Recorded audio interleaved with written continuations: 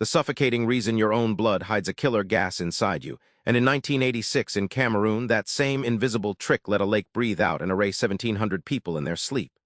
No fire, no blast, no warning growl of thunder, just an ordinary evening and then absolute silence. Right now, your blood is holding gas under pressure, exactly like that lake did. You've never noticed. That's the point. Lake Nyos sits inside a dead volcano in the highlands of Cameroon, a still, deep blue crater lake ringed by farms and villages. Families raised cattle along its slopes for generations. Nothing about it looked dangerous. It looked peaceful, almost sacred.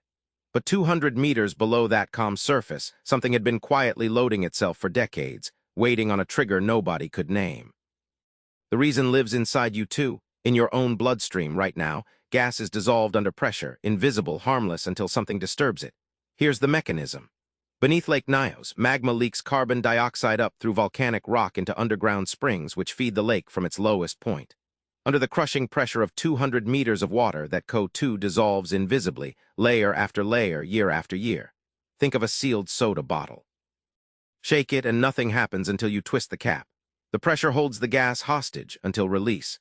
Lake Nyos had been sealed like that for possibly centuries, quietly hoarding gas nobody could see, filling like a lung nobody was watching. Locals called it the lake that kills in old stories, but nobody understood why or believed it could really happen again. It had happened before once quietly and been forgotten. That's the pattern scientists almost missed. 2 years earlier, in 1984, a smaller lake 60 miles away, Lake Nyos, released the same invisible gas cloud and killed 37 people overnight. Investigators blamed a landslide. Case closed, they thought. Nobody connected it to Nyos.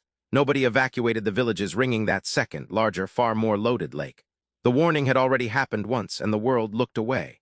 Some researchers still believe a landslide triggered Nyos too.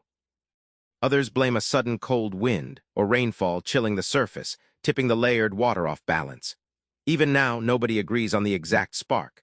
Only the result is certain. On the night of August 21, 1986, villagers near Lake Nyos heard a low rumbling roar, like distant thunder rolling out of the water itself. Then a strange white mist rose off the lake's surface and began pouring downhill, hugging the ground, moving faster than a person can run. Carbon dioxide is heavier than air. It doesn't rise and disperse. It flows like invisible water, filling valleys, swallowing villages whole. In minutes, over 1.5 million tons of gas rolled through Nyos, Subum, and Cha, silently displacing every breath of oxygen at ground level. People collapsed mid-step. Families were found still arranged around dinner tables, around cooking fires, exactly as they'd been sitting, as if time itself had simply stopped mid-motion. Over 1,700 people died. Thousands more livestock dropped where they stood, entire herds silent in the grass. Survivors woke confused, sometimes hours later, having been just outside the cloud's reach by nothing more than elevation or luck. Remember that soda bottle from earlier.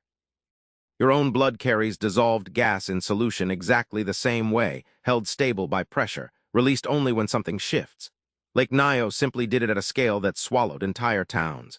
Since 1986, engineers have installed degassing pipes, siphon tubes that pull CO2 saturated water up from the depths and vent it safely, continuously, like a controlled exhale instead of a held breath.